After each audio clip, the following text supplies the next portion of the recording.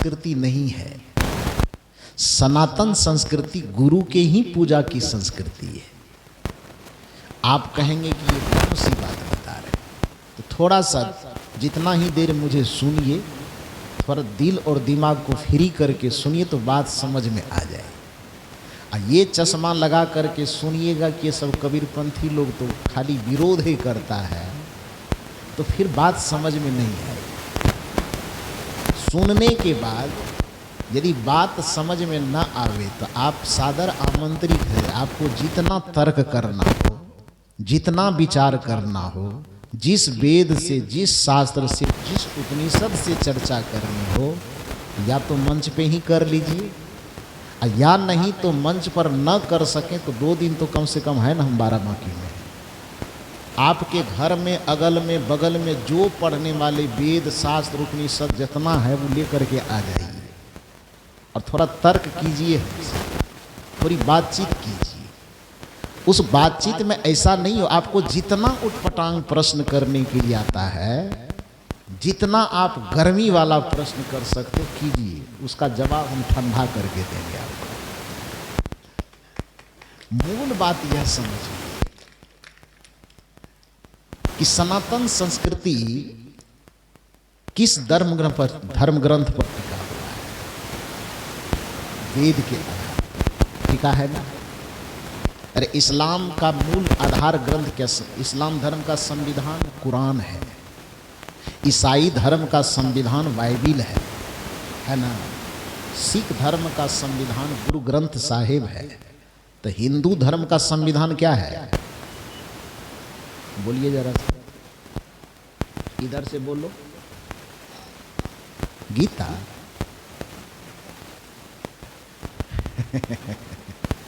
अच्छा ठीक है। हिंदू धर्म का संविधान वेद है। गीता वगैरह, गीता रामायण ये सब तो बाद की सब चीजें। सनातन धर्म का आधार ग्रंथ है वेद। सनातन संस्कृति इसलिए पुरानी संस्कृति मानी जाती है कि आज तक पूरी दुनिया में लिखित रूप में जो साहित्य, केवल भारत की बात मत कीजिए, पूरी दुनिया में लिखित साहित्य जो आज उपलब्ध है, तो ऋग्वेद से पुराना साहित्य इस संसार भर में कहीं खोजा जाता है तो नहीं मिला जाता है। उस वेद की संख्या कितनी है? 4। पहले 3 ही था, बाद में 4 गिनाया। तो 4 वेद क्या है? ऋग्वेद, यजुर्वेद, सामवेद और अथर्ववेद। ये चारों वेद मिला करके मंत्रों की संख्या है 10,086। कितना मंत्र है? चारों वेद मिला करके जो वेदों के मंत्र हैं, उस मंत्र की संख्या गिन करके है 10,086। दिमाग में लिख सकते तो दिमाग में लिखिए, और नहीं तो कॉपी कलम लाए तो उसको लिखिए। कॉपी कलम में नहीं लिख सकते तो जो बात हम बता रहे हैं अपने घर जाइएगा और मोबाइल निकाल करके गूगल से पूछिए। आजकल हमारे साहब कहते हैं कि देवता सब प्रकट होता है, तो हमारे नज़र में एक नया देवता प्रकट हुआ जिसको गूगल देवता कहते हैं। जो काम कोई देवता से न समाधान हो सके तो गूगल देवता निकालिए। उससे भी नया देवता निकल गया, चैट जीपीटी। उससे पूछिए, वो बता देगा। तो उस वेद के मंत्रों की संख्या है 10,086 के आसपास। जब वेदों में मंत्रों की संख्या इतनी ज्यादा हो गई कि लोग उसको पढ़ कैसे सकेंगे, सब घुला मिला है, कुछ इधर है, कुछ उधर है, कुछ उधर है, कुछ उधर है। तो बाद में जब ऋषि मुनि आए, थोड़ा प्रगतिशील सोच होने लगा, तो 1, 2, 4, 10 पीढ़ी के बाद ऋषियों ने सोचा कि वेद के मंत्र इतने घुले मिले हुए हैं कि आदमी पढ़ना मुश्किल हो जाएगा। तो क्या किया, उसको चारों वेद के मंत्र को खोज खोज करके 4 हिस्से में बांट दिया। समझ रहे हैं बात? पहले तो वेद की संख्या 4 हो गई, जिसके सभी मंत्रों की संख्या 10,086 हो गई। उसके बाद चारों तरफ जो बिखरे पड़े थे, मान लीजिए कि आपके पास में 10,000 रुपया दिए, 5 टकिया, 2 टकिया, 4 टकिया, 10 टकिया मिला के दिए, और उसको गिनती करना है, तो 10 रुपया सिक्का अलग कीजिएगा कि नहीं? पहले 2 रुपया वाला अलग कीजिएगा, 5 रुपये वाला अलग कीजिएगा, और एक कैटेगरी के सब रुपए को अलग अलग करके तब न गिनती कीजिएगा। तो उसी तरह से वेद साहित्य में जितने मंत्र घुले मिले थे, तो लोगों को आसान से वेद का ज्ञान पहुंचे, इसके लिए आगे के ऋषियों ने वेद के समस्त मंत्रों को 4 हिस्से में बांट दिया।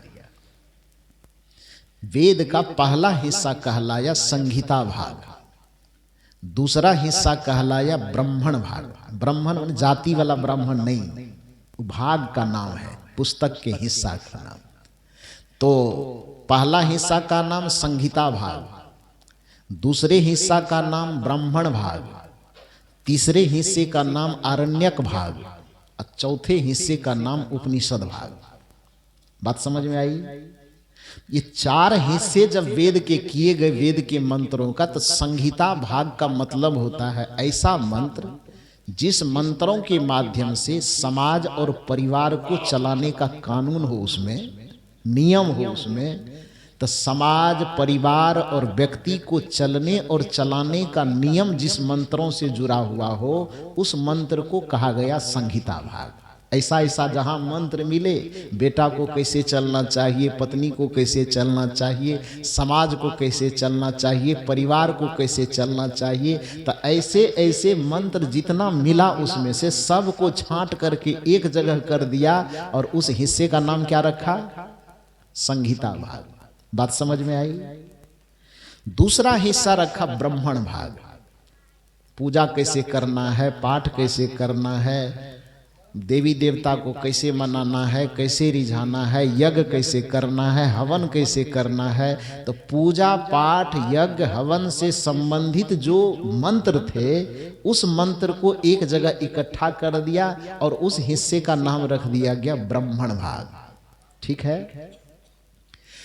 तीसरा हिस्सा अरण्यक भाग आता है, जिस अरण्यक भाग का मतलब यह होता है कि घर में रहते हुए हमें साधना, भक्ति, भजन करके साधु, ऋषि और मुनियों की दिनचर्या को अपने जीवन में उतारना है।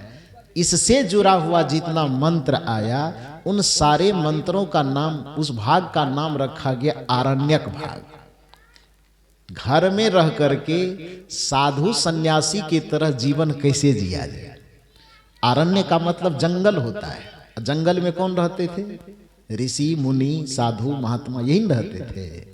तो घर में रहते हुए, गृहस्थी में रहते हुए, जंगल के में रहने वाले साधुओं की तरह जीवन कैसे जिया जाए, इससे जुड़े हुए जितने मंत्र थे, उन सारे मंत्रों को एक हिस्से में रखा गया, जिसको कहा गया आरण्यक भाग। ठीक है।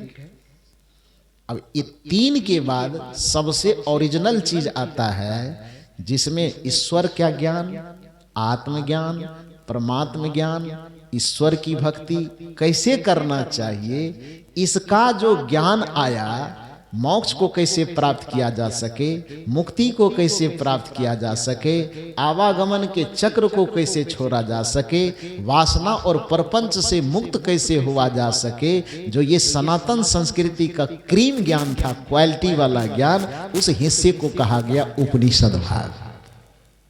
बात समझ में आ गई? तो पहले वेद को 4 हिस्से में बांट लीजिए। 4 हिस्से में बटा, संहिता भाग, ब्राह्मण भाग, आरण्यक भाग और उपनिषद भाग। ये 3 हिस्सा पर कोई चिंतन नहीं हो सकता। पूजा पाठ में क्या चिंतन करेगा? कलयुग में, सतयुग में जैसे जल ढारता था, आज भी ढारेगा, उसमें क्या परिवर्तन करेगा?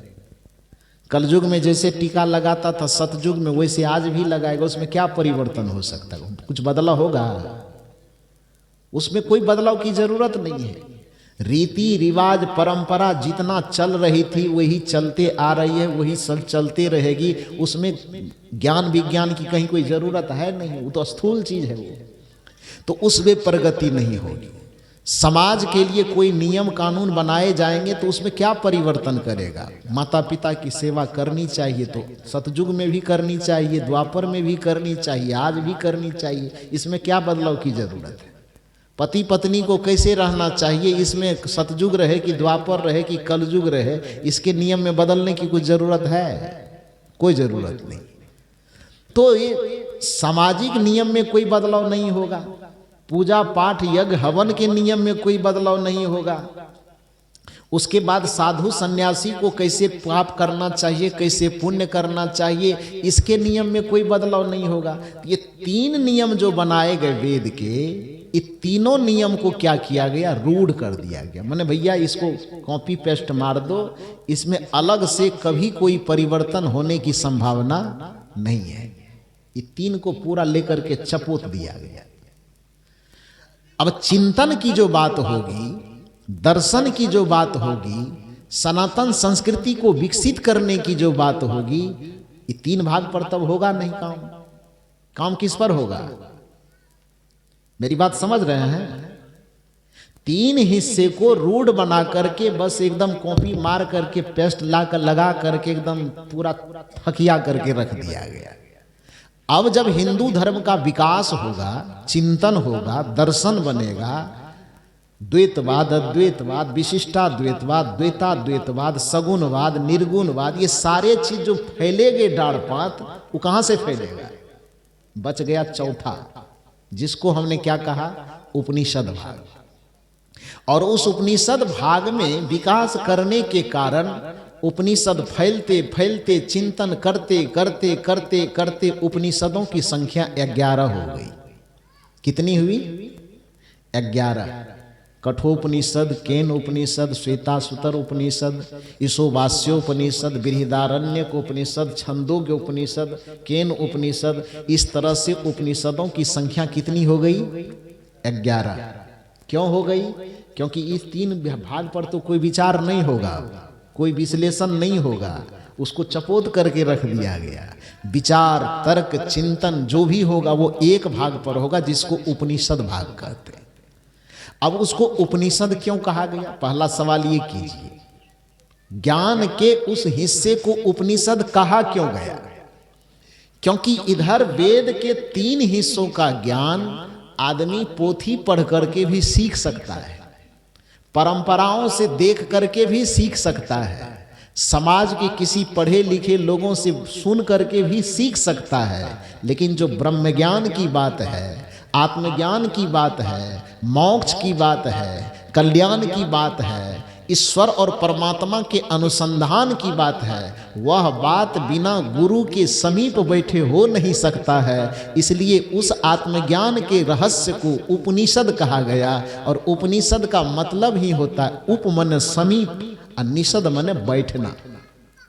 जो ज्ञान गुरु के समीप बैठ करके ही सीखा जा सकता है, जिस ज्ञान को हम गुरु के समीप बैठ करके ही अपने अंतःकरण में धारण कर सकते हैं, उसी ज्ञान को सनातन संस्कृति में उपनिषद का ज्ञान कहा गया, जो ज्ञान आप लोगों को दिया जा रहा है। कबीर साहब जब इस संसार में आए, तो अब आप बताइए कि कबीर साहब जब प्रचार करेंगे धर्म का, तो ये 3 हिस्सा से करेगा कि चौथा हिस्सा से? आप बताइए ना जरा सा। जिसको चपोत के रख दिया गया उस हिस्से का प्रचार करेगा कि जिस चौथा हिस्सा दर्शन चिंतन का विषय है उस पर प्रचार करेगा? करेगा ना। आपने उपनिषद कभी देखा है? नाम सुने हैं? उपनिषद का नाम केवल उपनिषद सुने होंगे, उपनिषद का नाम क्या क्या है वो कोई नहीं सुना है। न उपनिषद को कभी देखा है, न वेद को कभी देखने गया है। अब बड़ा एकदम मोच पिजा करके कहता है कि हमसे बड़का सनातन धर्मी तो कोई है ही नहीं। कभी वेद को देखा नहीं, कभी उपनिषद को देखा नहीं, उपनिषद के चिंतन को कभी देखा नहीं, वेदांत को कभी देखा नहीं, और कहता है कि कबीर साहब तो सनातन धर्म के बड़का विरोधी है। अरे भैया, तू सनातन को कितना प्रतिशत समझ रहे हो? तुम हिंदू धर्म को समझ कितना प्रतिशत रहे हो? केवल काक भुसुंडी और गरुड़ के संवाद को सुन के समझते हो कि हम सनातनी धर्मी हो गए। खाली रामायण पढ़ने से सनातन धर्मी हो जाए? रामायण पर ही केवल सनातन धर्म टिका हुआ है क्या? सनातन धर्म मूल रूप से वेदांत पे टिका हुआ है। स्वामी विवेकानंद जब शिकागो की धरती पर गए, अमेरिका विश्व धर्म सम्मेलन में भाग लेने के लिए, अब पूरी दुनिया को हिंदू संस्कृति से अवगत करवाया, सनातन धर्म का झंडा जाकर के अमेरिका में फहराया, तो आप जानते हैं कि स्वामी विवेकानंद वहां जाके भागवत कथा बांच रहे थे। स्वामी विवेकानंद अमेरिका में जाके रामायण कथा बांच रहे थे कि भागवत कथा कि सत्यनारायण कथा? अमेरिका की धरती पर जाकर के सनातन संस्कृति का जो प्रचार किया गया वो रामायण के आधार पर नहीं किया गया, वो भागवत के आधार पर नहीं किया गया, बल्कि वो वेदांत के आधार पर किया गया। और वेदांत क्या है? उपनिषदों का निचोड़ वेदांत कहलाता है। संतों का जो ज्ञान है, खास करके कबीर साहब का जो ज्ञान है, उसी वेदांत का ज्ञान है। उस वेदांत के ज्ञान में जब भी आप आएंगे तो गुरु और शिष्य की परंपरा पहले आपको झलकेगी। मान लीजिए कि आप कठोपनिषद को उठाइएगा, तो कठोपनिषद क्या कह रहा है? कठोपनिषद कह रहा है कि नचिकेता और यम के बीच में संवाद हो रहा है। बृहदारण्यक उपनिषद उठाएंगे तो क्या करेंगे? उसमें मैत्रेयी और याज्ञवल्क्य के बीच में संवाद हो रहा है। छोड़ दीजिए और सारी बातें, रामचरितमानस ही उठाइएगा तो क्या कहिएगा? उसमें शिव और पार्वती का संवाद हो रहा है, काकभूषुंडी और गरुड़ का संवाद हो रहा है, याज्ञवल्क्य और भारद्वाज का संवाद हो रहा है, शबरी और श्री राम का संवाद हो रहा है। तो संवाद की प्रक्रिया जहां भी घटित होती है तो वो संवाद की प्रक्रिया गुरु और शिष्य के बीच में ही घटित होती है। गीता के बारे में हमारे अभी बता रहे थे महाशय, गीता क्या है? गुरु और शिष्य का ही संवाद है ना जी। कृष्ण जी गुरु के रूप में है और अर्जुन शिष्य के रूप में है। शिष्य उसे कहते हैं जो सीखने की प्रवृत्ति रखता है, और गुरु उसे कहते हैं जो आदमी के संशय का हरण करके उसके अंदर ज्ञान का बीजारोपण करता है, उसी को तो शिष्य कहा जाता है। तो पूरी की पूरी सनातन संस्कृति, चाहे रामायण को आप आधार दे के देखो, चाहे गीता को आधार दे के देखो, वो गुरु और शिष्य की परंपरा है। जिसको हम वैदिक संस्कृति कहते हैं, सनातन धर्म का मुख्य आधार कहते हैं, वह वेद भी तो पहले गुरु और शिष्य की परंपरा का ही अनुकरण करता था। इसलिए वेद का पुराना नाम था श्रुति। क्या नाम था? श्रुति। श्रुति का अर्थ क्या होता है? श्रुति का अर्थ होता है गुरु के द्वारा शिष्य जो सुन करके ज्ञान को धारण करता है, उस सुने हुए ज्ञान को क्या कहा जाता है? श्रुति। श्रुति नाम ही उसका इसलिए है क्योंकि गुरु के मुख से वह सुन करके सीखा जा रहा है। लिखित रूप में उस समय तो होता नहीं था, न कागज था, न कलम था, न ताम्रपत्र था।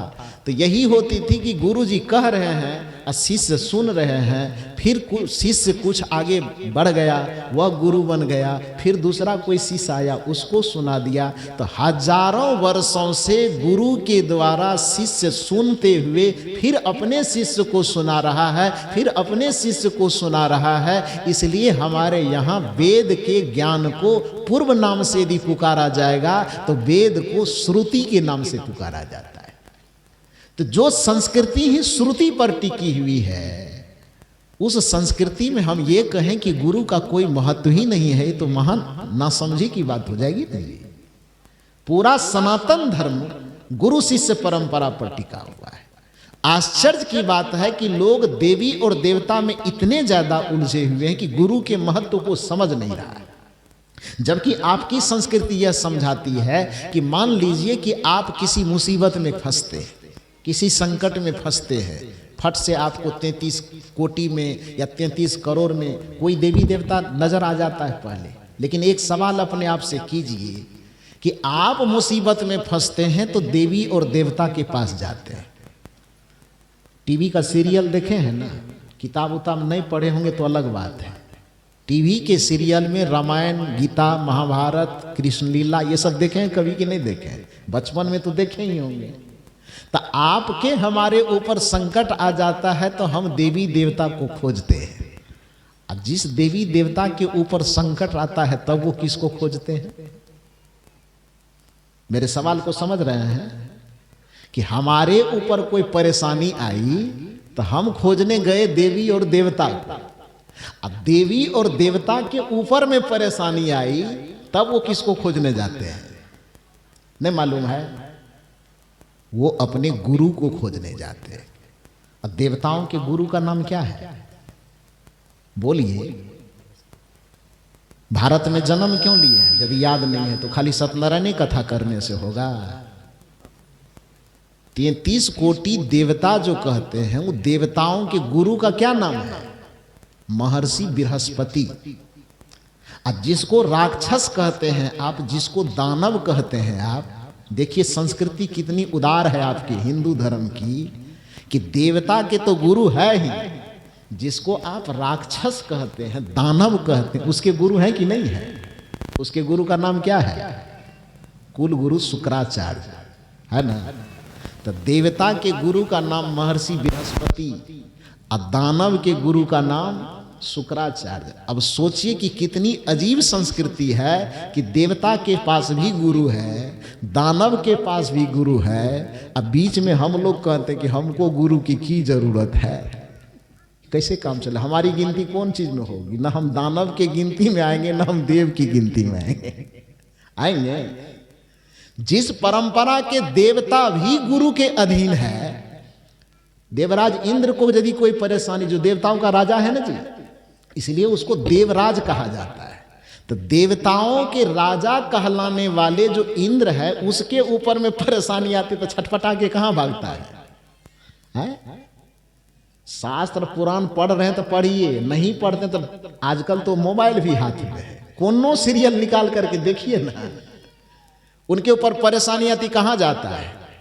जब जीवन दुख से घिर जाए, कोई बात समझ में ना आवे, तब करके भरोसा सदगुरु पे, उनकी शरण में आ जाना। हमारी भारतीय संस्कृति, सनातन संस्कृति यही कहती है कि जब जीवन दुखों से घिर जाए, पीड़ा परेशानी से घिर जाए, चारों तरफ देखने पर कहीं कोई उत्तर, कहीं कोई समाधान नजर ना आवे, तो उस अवस्था में एक ही काम करना, आंख बंद करके, यदि सदगुरु का दरबार नजदीक में है तो वहां दौड़ जाना। दरबार यदि नजदीक में नहीं है तो बस आप आंख बंद करके बैठ जाना अपने मानस पटल पर, जिसको आज्ञा चक्र कहा जाता है, जहां हम तिलक लगाते हैं, उस जगह पर गुरु की मूर्ति का स्मरण करना और अपनी समस्या गुरु के चरण में अर्पित कर देना कि हे गुरुदेव, रास्ता आप ही निकालिए। आप यकीन करो कि 5 से 10 मिनट बीतते बीतते आपके सामने वो रास्ता निकल करके तैयार होगा और समस्या से मुक्त हो जाएंगे आप। यदि आपको यकीन नहीं होता है, रामचरितमानस को आप जानते मानते हैं, मानना भी चाहिए, नजदीक में अयोध्या है तो क्यों नहीं माना जाएगा? बिल्कुल मानना चाहिए। यदि जानते मानते तो उस रामचरितमानस की कथा तो जानते होंगे ना। राजा दशरथ जी के पास सारा ऐश्वर्य था कि नहीं? सब चीज था, धन दौलत पद प्रतिष्ठा हर चीज, लेकिन उनके जीवन में एक भयंकर दुख था। कौन सा दुख? कि सब चीज से परिपूर्ण रहने के बावजूद भी उसको चौथी अवस्था तक कोई संतान नहीं हुआ। ये दुख था कि नहीं था? ये कोई बनी बनाई कहानी तो नहीं है, ये तो सब जानते हैं। तो चौथी अवस्था तक उसे कोई संतान नहीं था। अब आप बताइए कि एक गृहस्थी मर्यादा में जीने वाले, हम लोग साधु महात्मा है तो बाल बच्चा पतना पत्नी सबसे अलग वाले हैं, लेकिन खास करके जो गृहस्थी मर्यादा में जीने वाले लोग हैं, सब चीज से परिपूर्ण हो, उसके घर में संतान न हो, तो ये दुख कमजोर माना जाएगा कि भयंकर दुख माना जाएगा? क्या माना जाएगा? भयंकर दुख माना जाएगा ना, भयंकर पीड़ा मानी जाएगी। और ये पीड़ा राजा दशरथ जी को भी पीड़ित कर रही थी कि भाई हम चक्रवर्ती सम्राट हैं, इतने सेना, इतने सेनापति, इतना बड़ा राज, इतनी प्रतिष्ठा, पूरे जगह पर हमारी वाहवाही होती है, लेकिन घर जब आते हैं इस साम्राज्य को संभालने वाला कोई वारिस नजर नहीं आता है, तो इसको देख करके मन बड़ा मायूस हो जाता है। परिणाम क्या हुआ आपको क्या लगता होगा? राजा दशरथ जी को डॉक्टर को नहीं दिखाए होंगे, वैद्य और हकीम को दिखाया होगा कि नहीं दिखाया होगा? देवी देवता की पूजा किया होगा कि नहीं किया होगा? अरे एक साधारण आदमी कोनो चौखट जाने के लिए नहीं छोड़ता है, तो राजा दशरथ जी नहीं गए होंगे? गए होंगे कि नहीं? कोई पूजा, कोई पाठ, कोई यज्ञ, कोई हवन करने के लिए नहीं छोड़े होंगे वो। और जब सब चीज करके थक गए होंगे, कोई काम में नहीं हुआ होगा सफल, तब किसी ने, परिवार वाले ने, दोस्त मित्र ने सलाह दिया होगा कि ऐसा करो कि एक पत्नी से नहीं हो रहा है तो दूसरी शादी कर लो। सलाह दिए होंगे उनको। इतनी आसानी से राजा दशरथ जी दूसरी शादी नहीं किए होंगे, किए होंगे? जब सब चीज से परेशान हो गए होंगे और उसके मन की जो चाहत है, जो गृहस्थी मर्यादा का एक सबसे बड़ी संपदा माना जाता है, संतान की प्राप्ति, वो नहीं हुआ होगा। जब राजा दशरथ जी को लगा होगा कि अब सब चीज करके थक गए, पूजा पाठ, यज्ञ हवन, कथा कीर्तन, दवाई दारू, हेम्योपैथ से, आयुर्वेद से, अंग्रेजी से, जिससे भी हो, कहीं से अब काम नहीं चल रहा है, तब अंत में जब परिवार के द्वारा दबाव पड़ा होगा तो फिर दूसरी शादी करने के लिए राजी हुए होंगे कि नहीं? इतना तो अनुमान लगा ही सकते हैं। दूसरी पत्नी से भी बच्चे हो गए, नहीं हो पाए। फिर देखते देखते कितना दिमाग आजीज हो गया होगा, लोगों का ताना सुनते सुनते, लोगों की बात सुनते सुनते, अंत में क्या हुआ? तीसरी शादी भी करनी पड़ी ना। 3 शादी होने के बावजूद भी संतान हो गया। थोड़ा जोर से बोलिए, उधर वाली बोलो, वृंदावन बिहारी लाल की। हाँ, तब बोल ही नहीं रही है। तो संतान हो गई कि नहीं हुई? नहीं न हुई। तीसरी शादी करने के बावजूद भी जब संतान नहीं हुआ, राजा दशरथ हार गए। सब तीर्थ व्रत, पूजा पाठ वगैरह वगैरह से मन का भरोसा टूट गया ना।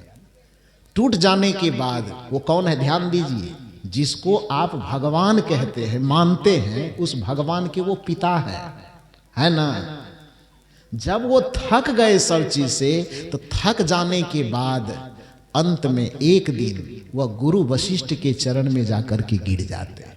विचारक कहते हैं, चला है आज राजा जोगिया को मनाने। आज पहली बार मंदिर की तरफ से मुख फोड़ करके एक योगी के शरण में जा रहा है, एक संत के शरण में जा रहा है। ध्यान दीजिए मेरी बात को।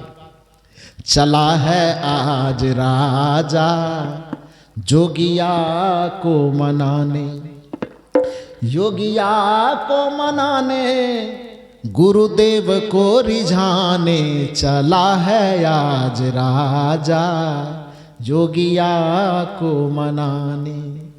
आज पहली बार गुरु आश्रम की तरफ राजा दशरथ जी का मुख हुआ। गुरु वशिष्ठ के दरवाजे पर जाते हैं और राजा दशरथ जी उनके चरणों में गिर जाते हैं। जब चरण में गिर गए राजा दशरथ जी, पहली बार विश्वामित्र ने देखा कि वशिष्ठ जी ने देखा कि आज राजा दशरथ एक शिष्य के तरह चरणों में लेटा हुआ है। वशिष्ठ जी गर्दन पर हाथ रख करके उठाते हैं और राजा दशरथ से पूछते हैं, क्या परेशानी है? राजा दशरथ ने कहा कि 3 ठो शादी कर लिए, अभी भी दुख पूछने के लिए बाकी है, चौथा करवाने का विचार है क्या? है? अभी भी पूछ रहे हैं क्या तकलीफ है? चारों तरफ से जब हार गया, कहीं से कोई सहारा नजर नहीं आया, तब गुरु के दरबार की तरफ नजर गई।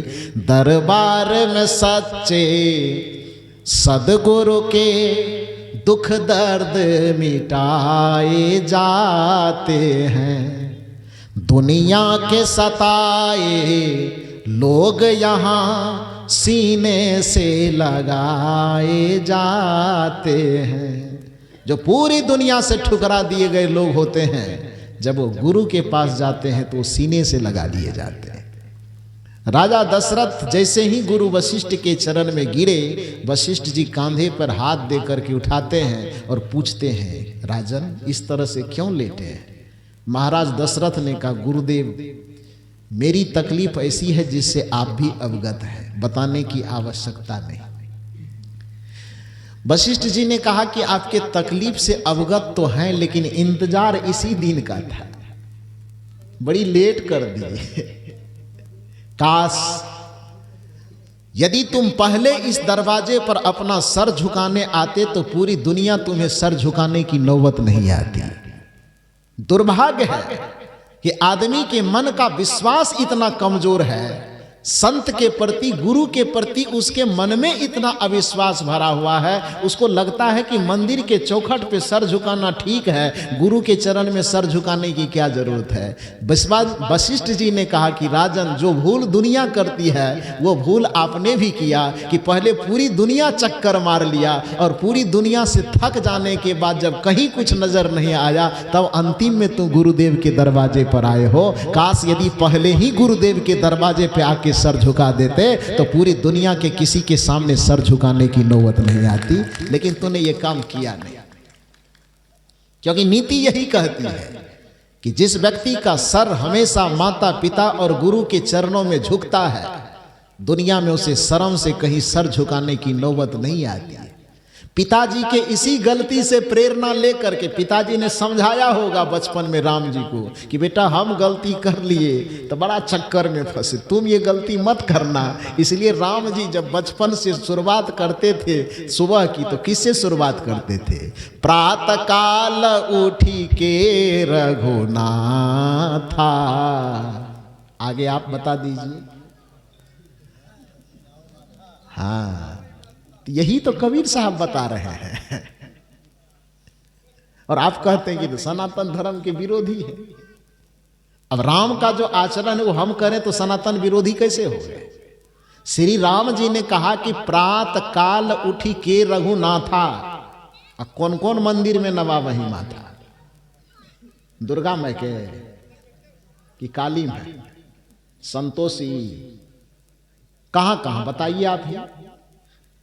राम जी ने क्या रास्ता दिखाया? अब राम जी जो रास्ता दिखाए उस रास्ता पर हम चले तो हम सनातन के विरोधी हो गए। राम जी जिस चरित्र को किए उस चरित्र को हम अपनावें तो हम सनातन विरोधी हो गए। श्री राम जी ने हमें सिखाया, आप भटकते हैं सनातन के पथ से, आप भटके हुए हैं कि आप इधर झांकते हैं, उधर झांकते हैं, उधर झांकते हैं। हमको राम जी ने जो आदर्श दिखाया है हम उस पर चलते हैं। इसलिए कबीरपंथी को सनातन का विरोधी नहीं कहना चाहिए, बल्कि सनातन का सबसे बड़ा झंडावदार कहना चाहिए। श्री राम जी ने जो आदर्श दिखाया कि प्रातः काल उठी के रघुनाथा,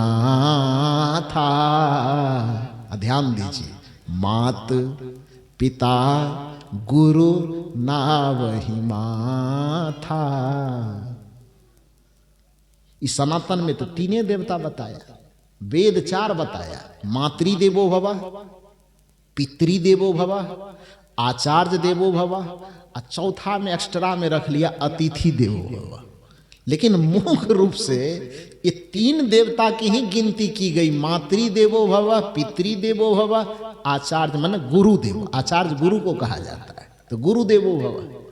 यही राम जी का दर्शन है कि माता पिता गुरु नावहि माथा, माता पिता और गुरु के चरण में शीश झुकाना चाहिए। यही आपको कबीर साहब ने, और कबीर साहब के मंच पर बैठने वाले चाहे जहाँ के संत हों वो आपको यही बताते हैं कि यदि तूने माता पिता की सेवा कर ली और गुरु के चरण की वंदना कर ली तो तुम्हारा भक्ति पूरा हो गया। तो फिर ये सनातन का विरोधी कैसे हुआ?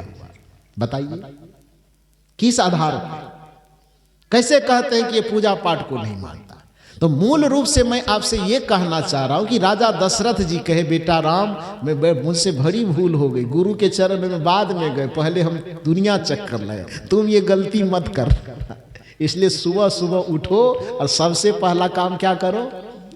माता पिता और गुरु के चरण में जाकर के शीश झुकाओ। तो राजा दशरथ जब वशिष्ठ जी के चरण में जाके लेटे हैं, वशिष्ठ जी ने कहा कि यदि ये काम कर लिए होते तो दूसरे जगह जाने की नौबत नहीं आती। राजा दशरथ के आंख से आंसू झर रहे हैं। वशिष्ठ जी ने कहा, रो मत। गुरु के चरण में झुकने वाला आदमी रोता नहीं है। जाओ, मैं तुझे वरदान देता हूं कि आज के बाद तुम्हारे आंख में कभी आंसू नहीं आएंगे, और जिस पुत्र की अभिलाषा के लिए पूरी दुनिया में तू ललायित हो रहा है, आज गुरु का आशीर्वाद है कि तेरे आंगन में 4-4 बच्चे खेलेंगे। रास्ता में बता रहा हूं, क्योंकि मैं तुम्हारा नमक खा रहा हूं, इसलिए ये यज्ञ मैं तुमसे संपन्न नहीं कर सकता। मैं गुरु तो हूं, लेकिन कुल गुरु हूं। तुम्हारे नमक पर मेरा पालन पोषण हो रहा है। तो इस वजह से जैसे एक पिता अपने पुत्र को पढ़ा नहीं सकता, कितना बड़ा मास्टर हो, अपना बच्चा को पढ़ाने के लिए दूसरे से ट्यूशन दिलवाना पड़ेगा ना। कितना बड़ा डॉक्टर हो, यदि उसको अपने बेटे अपने पत्नी की ऑपरेशन करने की नौबत आवे तो अपने से कर देगा? हो जाएगा? वो चाकू चलवे नहीं करेगा, ऑपरेशन करने वाले चलेगा। तो इसके लिए क्या करना होगा? कितना बड़ा डॉक्टर हो, ऐसा ऑपरेशन करने वाला कि दिन में 50 ऑपरेशन करता हो, उसके बावजूद भी यदि उसके अपने परिवार के किसी सदस्य को ऑपरेशन की नौबत आवे तो किसी दूसरे डॉक्टर के पास भेजेगा ना। वही चीज कुलगुरु वशिष्ठ समझा रहे हैं कि मैं गुरु तो हूं, लेकिन तुम्हारे नमक पर मेरा भरण पोषण हो रहा है, इसलिए हम भी तुम्हारे परिवार के हिस्से हो गए। और ये जो पुत्रेष्टि यज्ञ है, ये यज्ञ मैं नहीं कर सकता हूं, लेकिन मैं तुम्हें भेजूंगा भी तो कोई मंदिर नहीं भेजूंगा, मैं भेजूंगा तो एक संत के पास भेजूंगा। उस संत का नाम है महर्षि श्रृंगी ऋषि। उनके शरण में जाओ और उनसे आशीर्वाद प्राप्त करके फिर अपने जीवन को धन्य करो, तुम अपनी मनोकामना पूरी करो। सवाल यह होता है कि जिसको हम भगवान कह रहे हैं, उस भगवान के पिताजी के ऊपर संकट आया, तो उसके संकट को दूर कौन किया? 33 करोड़ वाला कि संत वाला? थोड़ा जोर से बोलिए, इधर वाला बोलो ना। है? किसने किया जी? ये मंदिर वाला किया? तीर अयोध्या वाला भी नहीं किया। तब कौन किया? एक संत किया। और संत की भूमिका जो होती, गुरु की भूमिका होती।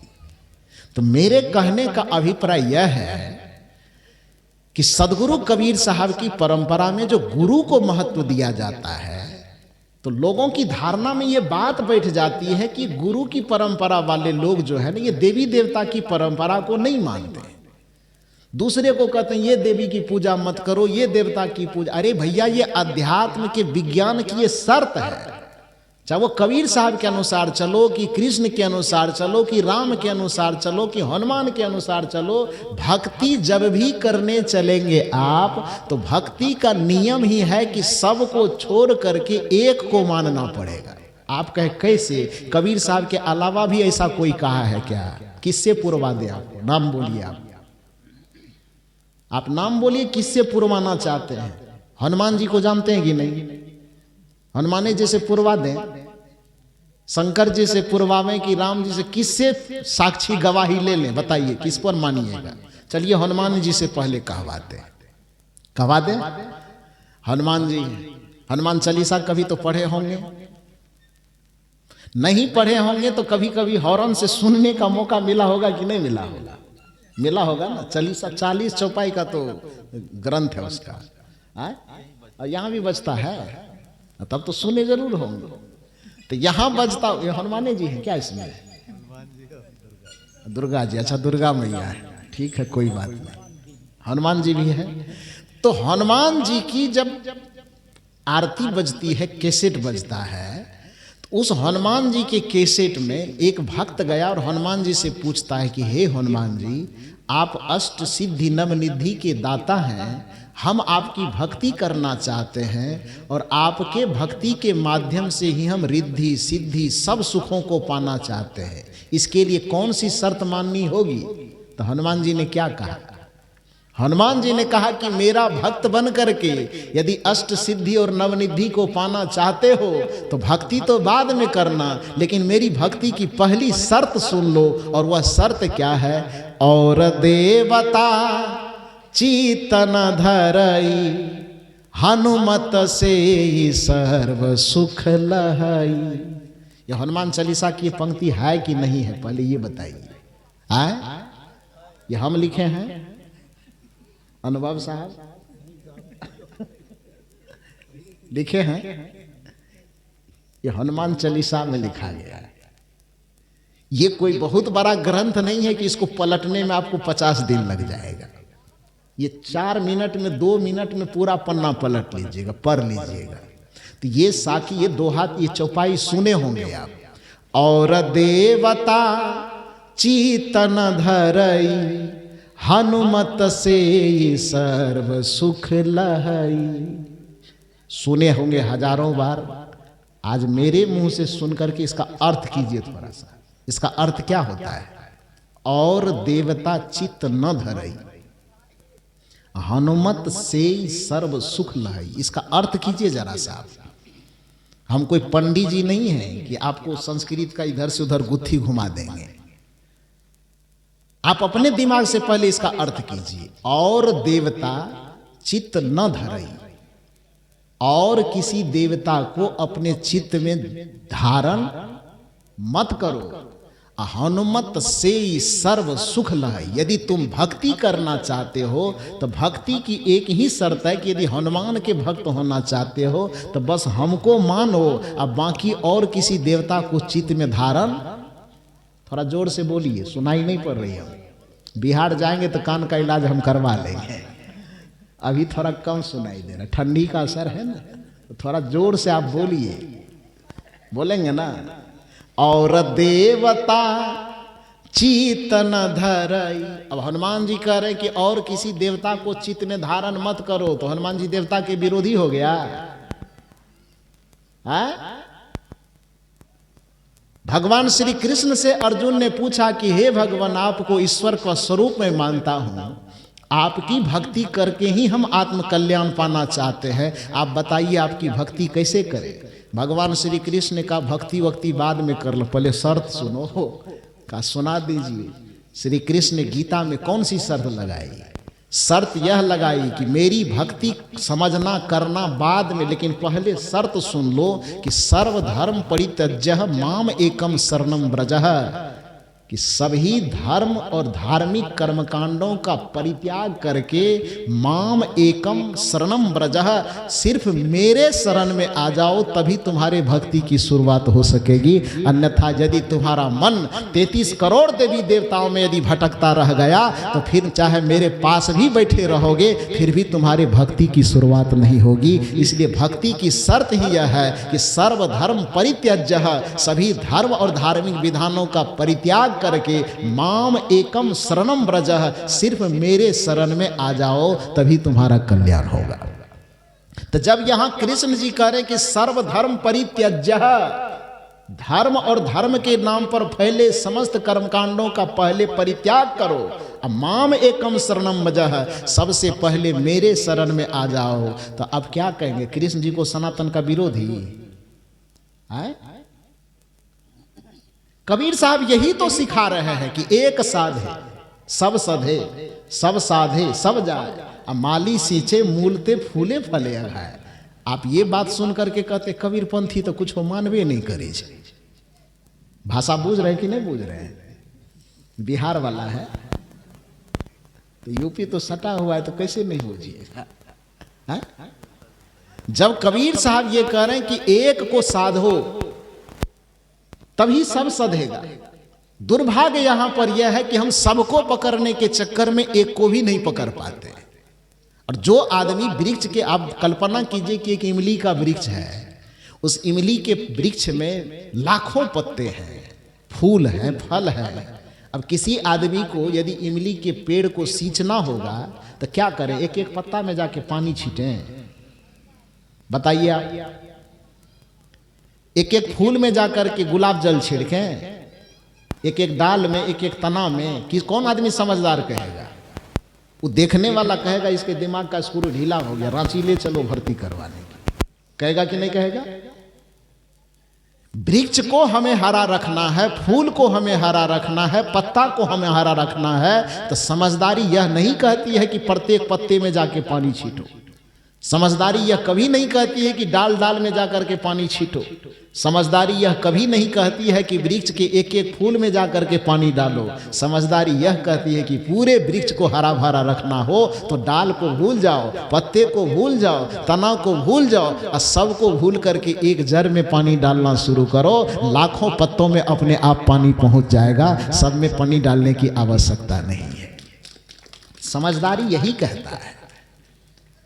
यही बात सदगुरु कबीर सिखाना चाहते हैं आपको। ये भक्ति छोड़ने कहाँ कहते हैं आपको, देवी एवं देवता को छोड़ने कहाँ कहते हैं आपको। ये कहते हैं कि भक्ति की शर्त यही है कि एक को आस्था विश्वास के साथ उस पर दृढ़ आस्था रखते हुए बाकी सबका आदर करो, सम्मान करो। जैसे एक स्त्री का विवाह होकर के जब ससुराल में जाता है तो उसका समर्पण केवल एक पति में होता है। आस्था वो अपने देवर से भी रख सकती है, आस्था अपने बड़े भाई, जिसको यहाँ की भाषा में क्या कहते हैं, ज्येष्ठ के प्रति भी रख सकते हैं, अपने ससुर के प्रति भी रख सकते हैं। परिवार में यदि 50 सदस्य है, 50 सदस्य के प्रति आदर सम्मान सेवा का भाव रखेगी, लेकिन समर्पण की बात जब आएगी तो समर्पण एक पति में करेगी। जैसे एक स्त्री के लिए सबके प्रति समर्पण और बाकी सभी परिवार के सदस्यों के प्रति आदर और सम्मान का भाव रखना आवश्यक है, उसी तरह से भक्ति की ये शर्त है कि 33 करोड़ में जो कोई एक इष्ट आपको पसंद आ जाए, उस एक इष्ट के प्रति पूर्ण समर्पण करिए और बाकी सबके प्रति आस्था का भाव रखिए। तभी भक्ति की शुरुआत हो सकेगी,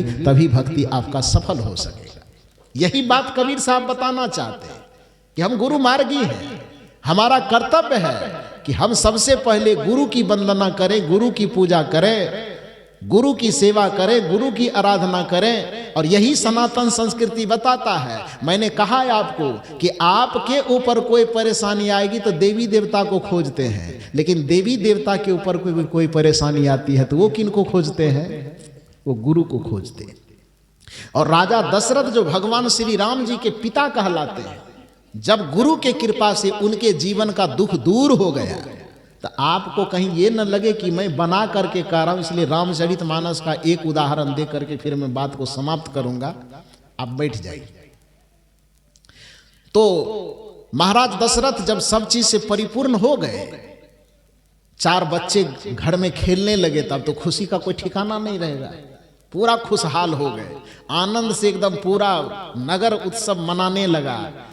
तब जाकर के एक आदमी आया और राजा दशरथ जी से पूछा कि आज जो आपको ये खुशी मिली है, आज जो आपको ये आनंद मिला है, ये आनंद कैसे मिला। ये तो दुनिया का नियम है ना जी, जब किसी व्यक्ति को सफलता मिल जाती है तो मीडिया वाले पूछने आता है कि नहीं। यदि कोई व्यक्ति स्टेट टॉपर कर जाए, यूपीएससी आईपीएस पास कर जाए, तो उसको पूछने जाता है ना, कोचिंग कहाँ से लेते थे, सिलेबस कौन कौन सा पढ़ते थे, नोट्स किसने दिया था, ये सवाल करता है कि नहीं करता है। उसकी बात छोड़ दीजिए, यदि आप खेती गृहस्थी करते हैं, आप अपने खेत में फसल लगाए, आपके पड़ोस के लोग भी फसल लगाए हैं, अड़ोस पड़ोस अगल बगल से यदि 2-4 मन कट्ठा यदि ज़्यादा पैदा हो गए आपको, तो उसमें पूछेगा कि नहीं। मीडिया वाला नहीं पूछे, लेकिन अगल बगल गाँव वाले जरूर पूछेगा कितना यूरिया मारे थे हो, पटवन कितना बार किए थे, बीज कहाँ से लाए थे, ये पूछेगा कि नहीं पूछेगा।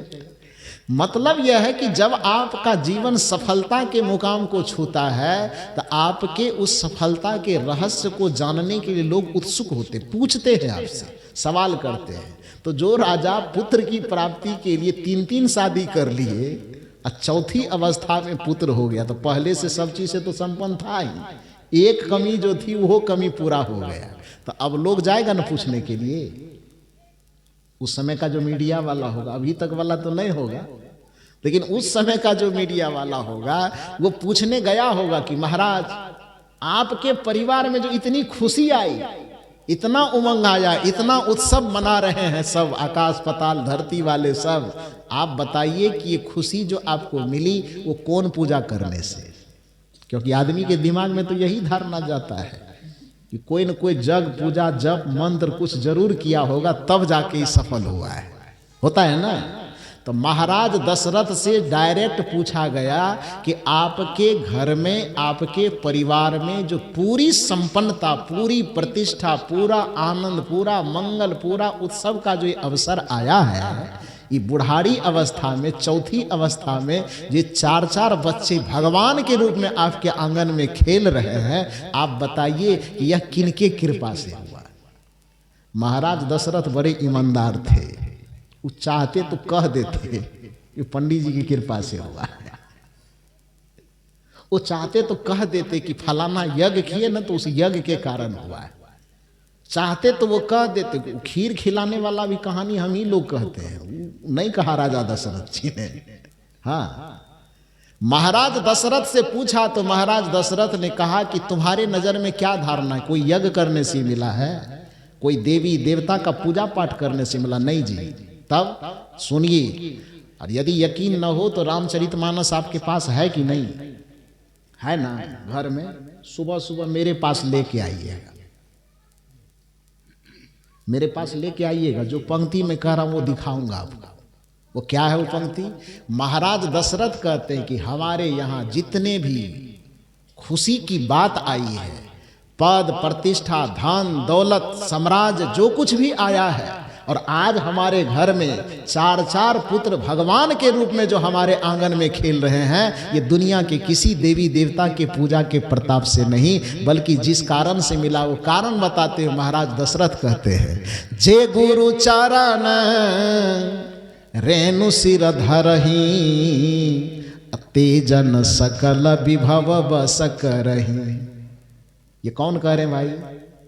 ये भगवान के पिताजी कह रहे हैं। बात समझ में आ रही है? भगवान के पिताजी समझते हैं कि नहीं समझते हैं? पिताजी, तो पिताजी को इधर क्या बोलते हैं? हमारा बिहार की भाषा में बाप बोला जाता है, यहाँ पिताजी पापा। हाँ ठीक है, तो राम जी के पापा जी ही कह लीजिए। बिहार में रहते तो राम जी के बाप कहते हैं, और क्या होगा? तो पापा कहिए, पिताजी कहिए, बाप कहिए, मतलब भाषा का केवल अंतर है, मतलब तो वही है। मूल बात यह है कि महाराज दशरथ जो भगवान के पिता हैं, वो कहते हैं कि हमारे घर में सुख समृद्धि और शांति का जो कुछ भी दिखाई दे रहा है, उसके कारण में देवी देवता भगवान भगवती के पूजा नहीं है। तब क्या है? जे गुरु चारण रेणु सिर धरही, तेजन सकल विभव बस करही। कि जो व्यक्ति नित प्रति अपने गुरु के चरण शरण हो करके उसके चरण रज को अपने मस्तक पर धारण करता है, कबीर साहब यही तो कह रहे हैं कि गुरु को सिर पर राखिए, राजा दशरथ कह रहे हैं मस्तक पर धरही। दोनों में अंतर है। जे गुरु चरण रेणु सिर धरही, तेजन सकल विभव वश करही। राजा दशरथ गारंटी दे रहे। कौन है वो? भगवान के पापा है ना, वो गारंटी दे रहे हैं। यहां कबीर साहब गारंटी दे रहे हैं कि गुरु को सिर पर राखिए, चलिए आज्ञा माही। गारंटी पेपर ये ले लो कि कहीं कबीरता दास को 3 लोक डर ना, ये भी गारंटी पेपर है। यहाँ कबीर साहब का गारंटी पेपर गुरु के नाम से, और वहाँ राजा दशरथ का गारंटी पेपर किसके नाम से? गुरु के नाम से। दोनों का गारंटी पेपर एक जैसा है। जे गुरु चारण रेणु सिर धरही, तेजन सकल विभव बस करही। जो नित्य प्रति गुरु के चरण के रज को अपने मस्तक पर धारण करता है, विनम्रता से गुरु के चरण में शीश झुकाता है, वह आदमी दुनिया का ऐसा सौभाग्यशाली आदमी है कि वो भौतिक आध्यात्मिक सभी संपदाओं को अपनी मुट्ठी में कर लेता है। यही तो मनुष्य की चाहत है। इसलिए सनातन संस्कृति कहती है कि और किसी की पूजा करना न करना बाद में देखा जाएगा, लेकिन अपने जीवन में गुरु को धारण करना और गुरु के चरण की सेवा करना, ये सनातन संस्कृति का हिस्सा है। यदि इससे भी आपको यकीन नहीं होता है तो हनुमान जी से और थोड़ा बढ़िया से पूछिए कि गुरु की जरूरत है कि देवी देवता की। हनुमान जी का देवी देवता पकड़ो न पकड़ो बाद में फैसला कर लेंगे, लेकिन शुरुआत कहां से करना? श्री गुरु चरण सरोज रज निज मन मुकुर सुधार, वरनौ रघुवर विमल जसु जो दायक फल चार, बुद्धिहीन तनु जानिके सुमिरौ पवन कुमार, बल बुद्धि विद्या देहु मोहि, हरहु कलेश विकार। ये पंक्ति हम बनाए हैं। हाँ साहब जी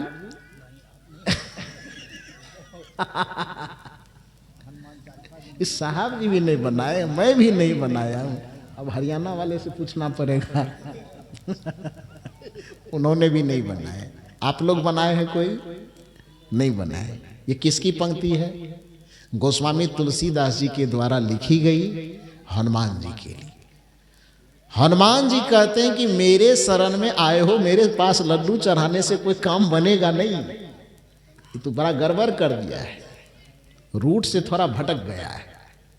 मेरे मंदिर में आकर के खड़ा होने से पहले तुमको जाना कहाँ चाहिए? पहले ये ब्रजेश बाबू जो सत्संग करवाया है, पहले सत्संग पंडाल में जाओ, अनुभव साहब से मिलो, कंठी माला दीक्षा लो, इससे युक्ति भेद जानो, तब मंदिर में प्रवेश करना। ये हनुमान जी ने कह रहा कि हम कह रहे हैं, ये हनुमान जी कह रहे हैं। श्री गुरु चरण सरोज रज, शुरुआती कहां से? मंदिर से कि गुरुदेव के चरण से? थोड़ा जोर से बोलिए ना, गुरुदेव के चरण से। श्री गुरु चरण सरोज रज निज मन मुकुर सुधार। पहला अध्याय तो आप पूरा कर लीजिए।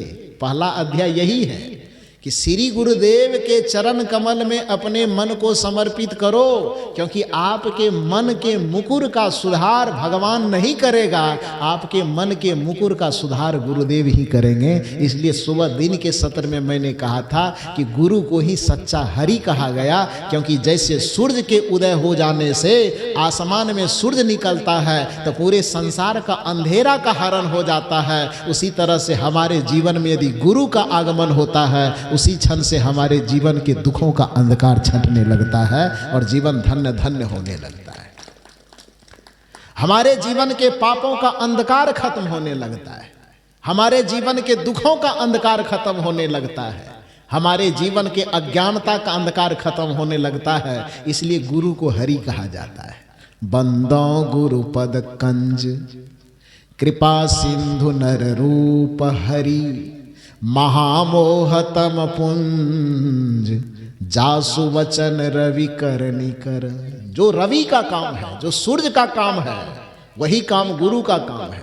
सूर्य का काम है संसार के अंधकार का हरण करना, और गुरु का काम है आपके अंतःकरण के अविद्या के अंधकार का हरण करना, अज्ञान के अंधकार का हरण करना। इसलिए गुरु की तुलना सूर्य से की गई कि बंदो गुरुपद कंज कृपा सिंधु नर रूप हरि, महामोहतम पुंज। कैसे? तो जासु वचन रवि, रवि मना सूर्य, रवि कर निकर।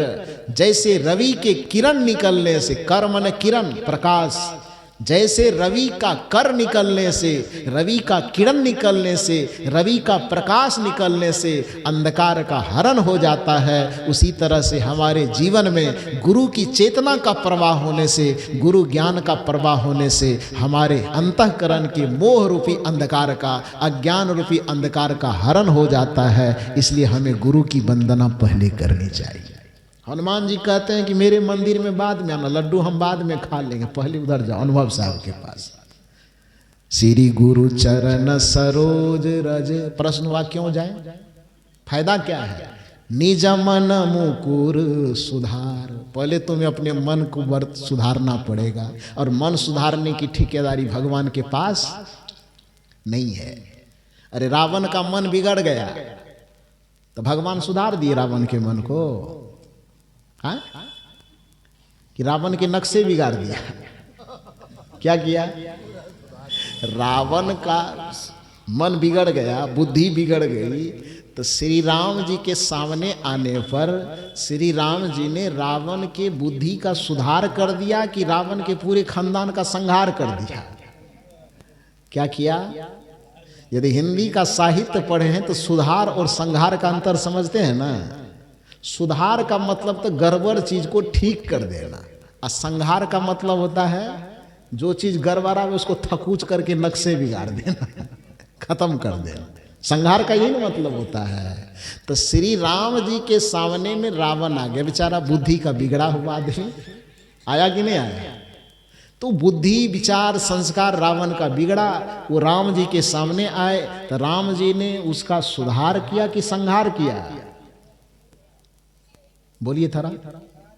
संहार किया। कृष्ण जी के सामने में बिगड़ी बुद्धि वाला कंस आ गया, बेचारा जरासंध आ गया, पूतना आ गई, तो कृष्ण जी उसका सुधार किए कि बस डायरेक्ट वृंदावन बिहारी लाल की। क्या किए? सुधार किए कि संहार? संहार के सुधार नहीं कर सके, क्योंकि सुधार की ठेकेदारी उनके पास नहीं, सुधार की ठेकेदारी हमारे साहब जी के पास है ना। संत और भगवंत का अवतरण इस धरती पर होता है दो कारणों से। भगवंत का अवतरण होता है जब पाप बढ़ जाए तो पापियों के संहार के लिए, और संत का अवतरण होता है जब पाप बढ़ जाए तो पापियों के सुधार के लिए। और जो व्यक्ति आपका संहार ही कर देगा तो वो आपका उद्धार कैसे करेगा जी? उद्धार कौन करता है? संहार करने वाला। ये उद्धार करता है सुधार करने वाला। जो सुधार करे वही हमारा उद्धार कर सकता है। जो संहार ही कर दिया तो फिर उद्धार क्या करेगा? डफली बजाएगा, उद्धार कैसे होगा? यही कारण है कि भगवान बुद्ध यदि गुरु के रूप में है तो भगवान बुद्ध के शरण में बिगड़ी बुद्धि वाला उंगलीमाल पहुंच गया। अब आप बताइए कि भगवान बुद्ध ने उंगलीमाल का संहार किया कि सुधार किया? इधर वाले बोलो, बड़ा गप कर रहे हो आप लोग। प्रवचन नहीं सुनना है? नहीं सुनना है तो हम अकेले बोलते रहे और आप उधर गप करते रहो, तो हमको बुखार चढ़ा है बोलने के लिए? बताओ। ये कम से कम कह दो कि प्रवचन सुनने में ठीक नहीं लगता, बंद कीजिए, तो हम तुरंत बंद कर देंगे।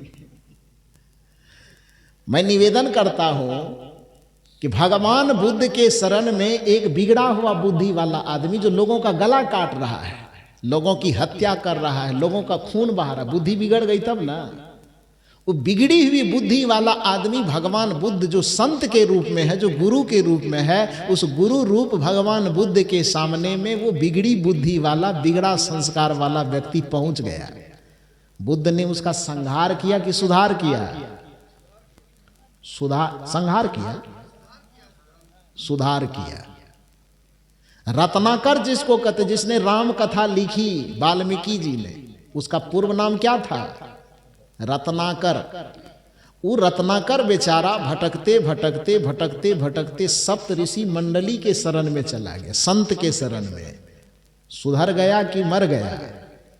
सुधर गया ना। सुधरा तो क्या किया? उल्टा नाम जपत जग जाना, वाल्मीकि भय ब्रह्म समाना। गुरु के शरण में आकर के जो व्यक्ति सुधर जाता है, वो सुधर करके केवल इंसान ही नहीं बनता है, वो ब्रह्म के समान भगवान बन जाता है। बनता है कि नहीं बनता है? कैठो भगवान आदमी को सुधारा है? एक लिस्ट बना के दिखाइए तो। जिनका जिनका भगवान का नाम जानते हैं उनके सामने में कौन कौन पापी आया जिस पापी के बुद्धि को सुधार करके भगवान बना दिया? थोड़ा नाम बता सकेंगे आप? नहीं बता पाएंगे, क्योंकि भगवान के पास सुधारने की जिम्मेदारी है ही नहीं। भगवान के पास संहार करने की जिम्मेदारी है, सुधारने की जिम्मेदारी किसके पास है? गुरु के पास में। इसलिए कबीर साहब कहते हैं गुरु है बड़ा गोविंद से, भगवान से बड़ा गुरु है। क्योंकि मारने वाला तो हजारों मिल जाएंगे, सुधारने वाला नहीं मिलेगा। तो मारने वाला बड़ा कि सुधारने वाला? आप लोग आवाज कम बोलते, दूध दही नहीं खाते हैं क्या? दूध दही नहीं खाते हैं? खाते हैं। तो खाते हैं तो आवाज इतनी कमजोर कैसे है? थोड़ा जोर से बोले। सब बड़ा यदि तुलना किया जाएगा तो मारने वाला बड़ा होगा कि सुधारने वाला बड़ा होगा? सुधारने वाला बड़ा होगा। और सुधारता कौन है? गुरु। इसलिए कबीर साहब कहते हैं जरा सा विचार करके देखोगे तो पता चलेगा कि गुरु है बड़ा गोविंद से। गोविंद से बड़ा है कौन? गुरु। क्यों बड़े हैं भाई? तो मन में देख विचार, जरा सा मन में विचार करके देखो तो अपने आप पता चल जाएगा। हरि सिर जय तो बार बार, यदि भगवान सिरज देगा तो बार बार तुम आवागमन के चक्र में आओगे भी जाओगे भी, लेकिन एक बार गुरु के शरण में आकर के तुम्हारी चेतना सुधर गई तो एक ही धक्का में आवागमन के चक्र को पार कर जाओगे। इसलिए गुरु का दर्जा भगवान के दर्जे से बड़ा माना जाता है। बात समझ में आई? तो आ गई। कहने का ये अभिप्राय है कि पूरी सनातन संस्कृति, भारतीय संस्कृति, जो वेद से लेकर के उपनिषद तक का विकास हुआ है, संतों की परंपरा को जब आप पढ़ेंगे, वो तो समय नहीं है यहाँ पर, ठंडी का मौसम है, लेकिन आप लोग इतना बढ़िया से बैठे हैं कि मुझे बोलने का मन कर रहा है। हम तो सोचे थे कि 10 मिनट बोल के चले आए, लेकिन आप तो ज्यादा बोल दिए। अब बंद कर दिया जाए? हाँ, और थोड़ा बोला जाए। हाँ तो बढ़िया। यूनिवर्सिटी में तो 45 मिनट का ही क्लास ले पाते हैं हम लोग जी। आप लोगों को पढ़ाने में 1.5 घंटा 2 घंटा आप बुलवा देते हैं, फिर भी फर्क नहीं पड़ता है। वहां फर्क पड़ जाता है। कहने का ये अभिप्राय है, जिस दर्शन की बात कर रहे हैं, आपको मालूम होना चाहिए कि जिस समय मैं PhD कर रहा था तो PhD करने में सरकार के तरफ से जो हमको सब्जेक्ट दिया गया कबीर साहब के ऊपर लिखने के लिए, तो टॉपिक ही दिया गया था कि संत कबीर के संतमत दर्शन में आदर्श राष्ट्रीयता के सूत्र, कि कबीर साहब के किन किन विचारों को आधार बना करके डॉक्टर भीमराव अंबेडकर ने संविधान लिखा, उसको उस चीज में मैंने गुम्फित करने का प्रयास किया कि भारतीय संविधान में कबीर के लोकतांत्रिक मूल्य क्या क्या है, भारतीय संविधान में कबीर का आध्यात्मिक मूल्य क्या क्या है, भारतीय संविधान में कबीर के पारिवारिक और सामाजिक मूल्य क्या क्या है। इन सारे चीज़ों को एक एक अध्याय में बांट बांट करके हम लोगों ने लिखा है। PhD करने के दरमियान में कबीर साहब के लिए कम से कम 600 पुस्तकों को मुझे पढ़ना पड़ा। कितने पुस्तकों को? 600। और उन पुस्तकों का निचोड़ जब पढ़े, आप ही के प्रयागराज इलाहाबाद विश्वविद्यालय के एक बहुत बड़े प्रोफेसर हो गए, पंडित गोविंद त्रिगुणायत नाम है उनका।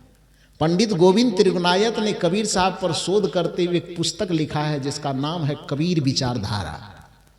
उस कबीर विचारधारा में उन्होंने निष्कर्ष निकाला है कि 15वीं शताब्दी में, जिसको मध्य युग के नाम से जाना जाता है भारतीय इतिहास में, उसमें यदि कबीर न होते उस मध्य युग में, तो गोस्वामी तुलसीदास जी को लोग सनातन धर्म के रक्षक मानते हैं।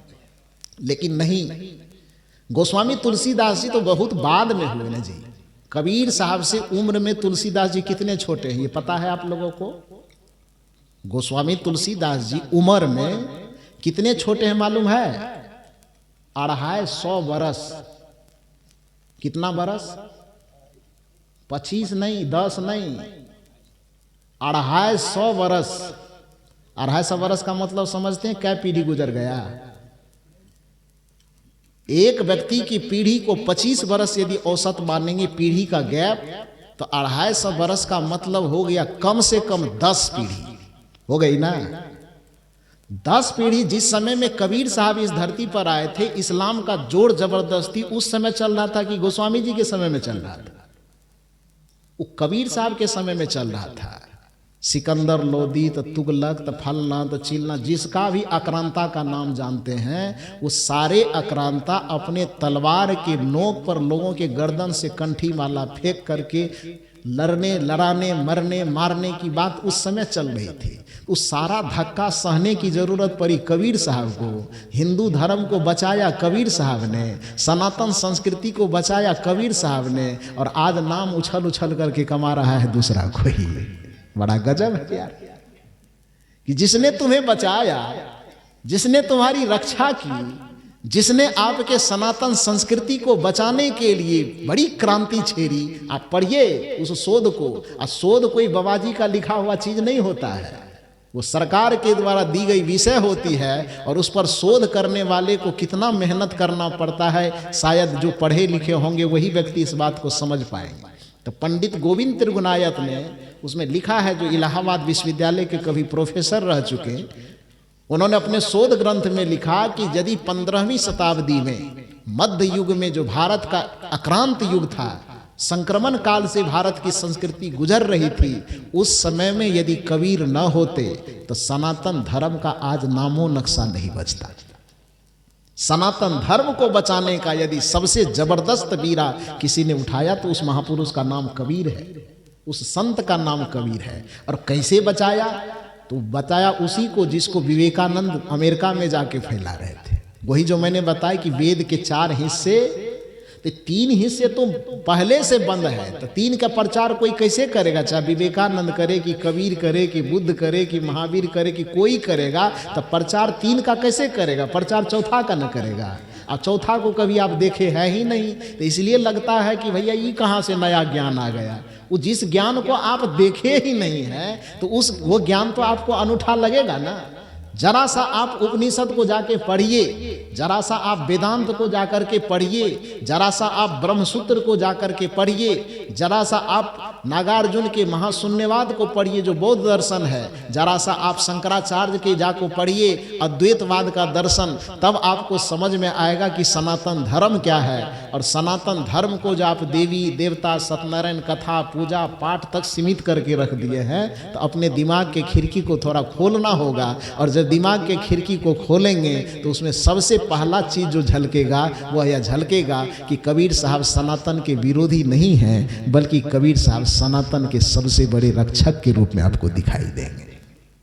तो इसलिए ये बात यदि किसी की धारणा में बैठी हो कि कबीर साहब किसी को नहीं मानता है, नहीं, कबीर साहब को समझना होगा। समझने पर यह पता चलेगा कि गुरु की भक्ति भी सनातन संस्कृति के हिस्सा की भक्ति है। वेद की भक्ति गुरु की भक्ति पर ही आधारित है। रामचरितमानस की भक्ति गुरु भक्ति पर आधारित है। वाल्मीकि रामायण की भक्ति गुरु भक्ति पर। अब भगवान के पिताजी जब ये कह रहे हैं कि भक्ति सार्थक करना हो तो जे गुरु चरण रेणु सिर धरही तेजन सकल विभव बस करही, तो इससे ज्यादा और अलग से प्रमाण लेने की क्या जरूरत है। भगवान शंकर के लिए जब अभी जो सुन रहे थे, गोस्वामी जी ने कहा कि बिन गुरु भव निधि तरई न कोई, या जौ बिरंच शंकर सम होई। तो ये भी तो रामचरितमानस की पंक्ति है। क्योंकि आप जानते हैं कि संसार में छोटे मोटे हर एक प्रकार के दुख हुआ करते हैं। माथा दर्द किसी का है, पेट दर्द किसी का है, किसी का लड़ाई है, किसी का झगड़ा है, किसी का पति पत्नी का विवाद है। तो ये छोटे मोटे दुख तकलीफ बहुत हुआ करते हैं।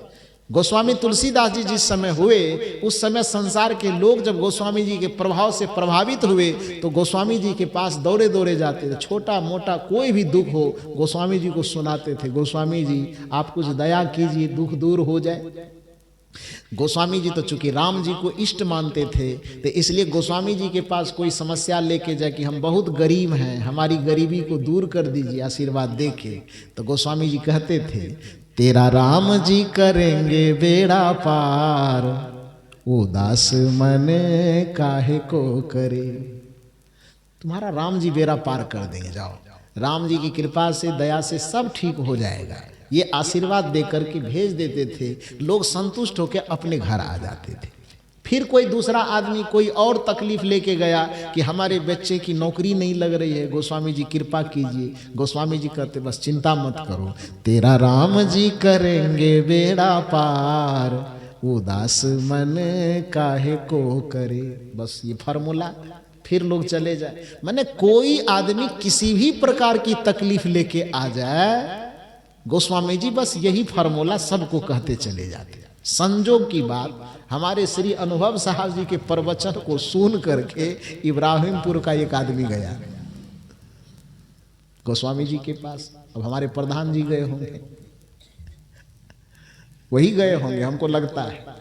तो प्रधान साहब चले गए गोस्वामी जी के पास। उन्होंने कहा गोस्वामी जी हम अनुभव बाबा के प्रवचन सुन करके आए हैं, हम भी एक दुख से बड़े दुखी हैं, वो दुख कैसे दूर हो। गोस्वामी जी को लगा धूप 75 आदमी तो यही दुख लेके आया, सबको एक टेबलेट दिए, तेरा राम जी करेंगे बेरा पार, अब उदास मन काहे को करे। तो प्रधान जी भी आया होगा ऐसा ही दुख लेकर के, तो इसको भी यही टेबलेट पकड़ा देंगे, काम चल जाएगा। लेकिन वो तो अपने दिमाग से दुख लेके नहीं गए थे ना, अनुभव बाबा के प्रवचन से सुन के गए थे, अनुभव बाबा के अनुभव से सीख करके गए थे। उन्होंने कहा गोस्वामी जी दुख मेरे पास भी है, लेकिन वह दुख बच्चे की नौकरी न लगने का दुख नहीं है, पत्नी से झगड़ा का दुख नहीं, पेट दर्द माथा दर्द का दुख नहीं है। वो दुख कौन सा है? आवागमन का दुख है, भवचक्र का दुख है, जन्म और मरण का दुख है, बंधन का दुख है। वो दुख कैसे दूर होगा। अब गोस्वामी जी जो एक ही टेबलेट सबको देते जा रहे थे, गोस्वामी जी को लगा है जरा फेरा में पड़ गए, ये प्रधान जी अपने मन से आया नहीं है, अनुभव बाबा के द्वारा भेजा गया है। तो गोस्वामी जी को लगा कि यदि इसको भी कह दें कि तेरा राम जी करेंगे बेरा पार, तो बड़ा मुश्किल हो जाएगा, तब क्या करें। गोस्वामी जी ने यहाँ पर दिमाग लगाया और उन्होंने कहा कि तुम्हारा पेट दर्द माथा दर्द बेटा बेटी दुनियादारी का कोई दुख होगा तो इसमें हम एक हवा चला देंगे, तेरा राम जी करेंगे बेरा पार, उदास मन काहे को करे। लेकिन आवागमन के चक्र से मुक्त होना हो, जन्म मरण के बंधन से मुक्त होना हो, मोक्ष पद को पाना हो, तो वहाँ राम जी की कृपा काम नहीं करेगी। तब वहाँ कौन सी कृपा चाहिए? बिना गुरु भावनिधि तरई न कोई भी हो, चाहे वो ब्रह्मा क्यों न हो, विष्णु क्यों न हो, शिव क्यों न हो, क्योंकि जौ बिरंची शंकर सम, बिरंची मने ब्रह्मा और शंकर मने विष्णु, शंकर मने शिव, और बीच में विष्णु जी छूट गया तो काहे छोड़िएगा, उसको भी जोड़ दीजिए। हाँ, तो जौ बिरंची शंकर सम, सम का मने, सम मने क्या? बराबर। कि आप इतनी पूजा कर लीजिए, इतना पाठ कर लीजिए, इतना रिद्धि सिद्धि प्राप्त कर लीजिए कि ब्रह्मा विष्णु शिव के चेला होने की बात छोड़ दीजिए, उसके बराबर के कुर्सी में भी आपका कुर्सी पहुंच जाए। इतना करने के बावजूद भी जब तक सदगुरु के शरण में आप नहीं आएंगे तब तक आप भवसागर को पार नहीं करेंगे, आवागमन के चक्र से मुक्त नहीं होंगे। ये कबीर साहब कह रहे हैं कि तुलसीदास जी कह रहे हैं। कौन कह रहे हैं? तुलसीदास जी कह रहे हैं। तो गुरु का महत्व है कि नहीं है? सनातन संस्कृति में गुरु का महत्व है ना। चाहे आप वेद से मानो कि रामायण से मानो कि गीता से मानो कि दुनिया के किसी शास्त्र से मानो, और कोई नहीं मानना तो हनुमान जी से मान लो, नहीं तो गदा से चूड़ देगा वो। श्री गुरु चरण सरोज रज निज मन मुकुर सुधार, वरनौ रघुवर विमल जसु जो दायकु फल चार। कौन कौन फल? आम कटहल लीची टमाटर। तब फल क्या? अर्थ धर्म काम और मोक्ष। ये चारों फल की प्राप्ति का सीढ़ी यह है कि गुरु के चरण से शुरुआत करो, और गुरु के चरण में आकर के भगवान के स्वरूप को समझो, और भगवान ईश्वर परमात्मा के स्वरूप को समझ करके और तब उसकी भक्ति करो। गुरु के चरण को छोड़ करके आप ईश्वर के स्वरूप को समझ ही नहीं पाएंगे, तो फिर ईश्वर के स्वरूप की पूजा कैसे करेंगे? इसीलिए यदि किसी व्यक्ति को लगता है कि केवल भगवान के मंदिर में जाकर के घंटी बजाने से मेरा काम चल जाएगा, तो उस व्यक्ति को हनुमान जी से ही पूछना चाहिए। जय जय जय हनुमान गोसाई। आगे आप बोल दीजिए, हम नहीं बोलेंगे। उत्तर प्रदेश वाले का इतना कर्जा हम नहीं खाए हैं, तो मैं कैसे बोलूं? तो अकेले हम बोलूं और आप चुप रहे, ऐसा नहीं हो सकता है। तो इसलिए आधा मैं बोलूं आधा आप बोलिए। जय जय जय हनुमान गोसाई।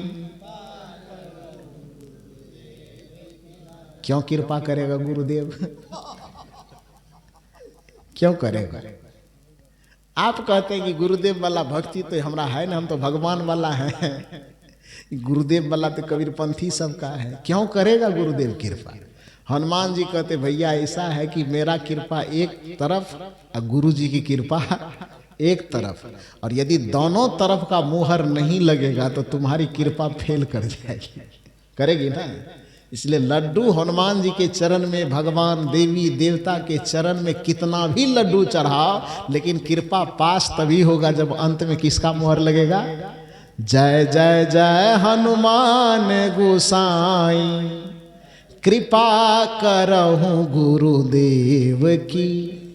नाई, नाई नहीं, नाई माने बाल दाढ़ी बनाने वाला, नाई मतलब अवधि में नाई को जैसे कहा जाता है ना। नौआ का अंशवा दीर्घई नाई, संस्कृत में जिसको यथा बोलते हैं उसी को हिंदी में जैसे बोलते हैं, और उसी बात को अवधी भाषा में नाई बोलते हैं ना। तो जय जय जय हनुमान गोसाई, कृपा करहूं गुरुदेव की नाई। गुरुदेव जैसे कृपा करते हैं, हे हनुमान जी आप भी मेरे ऊपर कृपा करना, तो भगवान वाला कृपा मत करना। तब कौन कृपा करना? गुरुदेव वाला कृपा करना। बात समझ में आई? तो जब भगवान के मंदिर में जाने के बावजूद भी अंततः कृपा हमको गुरुदेव वाला ही चाहिए, तो दुकान गुरुदेव वाला, सामान किसका वाला? भगवान वाला। जब गुरुदेव के ही कृपा चाहिए तो गुरुदेव के ही दुकान में, मंदिर में आओ ना। और गुरुदेव का दुकान क्या है, गुरुदेव का मंदिर क्या है? गुरुदेव के दुकान और गुरुदेव के मंदिर को ही ये सत्संग कहा जाता है। कहा जाता है ये गुरु के ज्ञान का दुकान है। ये सत्संग जो है, यहाँ पर सत्य का सौदा होता है, धर्म का सौदा होता है, चिंतन का सौदा होता है, त्याग और वैराग्य का सौदा होता है। इसलिए गुरु का दुकान यदि कोई है तो उसका नाम सत्संग है। गुरु का मंदिर यदि कोई है तो उसका नाम सत्संग है। तो अंत में जब आपको कृपा गुरुदेव की नाई ही चाहिए, तो मंदिर में जाना न जाना वो आपकी मर्जी है, लेकिन आप गुरुदेव के चरण में आकर के अपने मन मुकुर का सुधार कीजिए। और जब मन मुकुर सुधर गया तो राम जी ने स्वयं प्रतिज्ञा की है कि नीरमाल माना जाना सो मोहि पावा, मोहि कपट छल छिद्र न भावा। यही बात कबीर साहब कर रहे, मिर्ची क्यों लग रही है? राम जी ने कहा निर्मल मन जन सो मोहि पावा, मोहि कपट छल छिद्र न भावा। कबीर साहब यही डंके के चोट पर कह दिए कि कबीरा मन निर्मल भया जैसे गंगा नीर। तो पीछे पीछे हरि फिरे, सब भगवान पीछे पीछे घूमेगा। तुलसीदास जी कह रहे हैं कि निर्मल मन जन सो मोहि पावा, यानी जिसका मन निर्मल हो जाएगा वो भगवान को आसानी से प्राप्त कर लेगा। और कबीर साहब कह रहे हैं कि कबीरा मन निर्मल भया जैसे गंगा नीर, अब पीछे पीछे भगवान फिरे कहत कबीर कबीर। तो कबीर साहब उठपटांग कह रहे हैं। हाँ? ये तुलसीदास जी के चिंतन से रामचरितमानस के चिंतन में और कबीर साहब के चिंतन में क्या अंतर आ रहा है? जो एक आपको सनातन धर्म वाला लग रहा है और दूसरा आपको सनातन धर्म का विरोधी लग रहा है। कैसे भाई?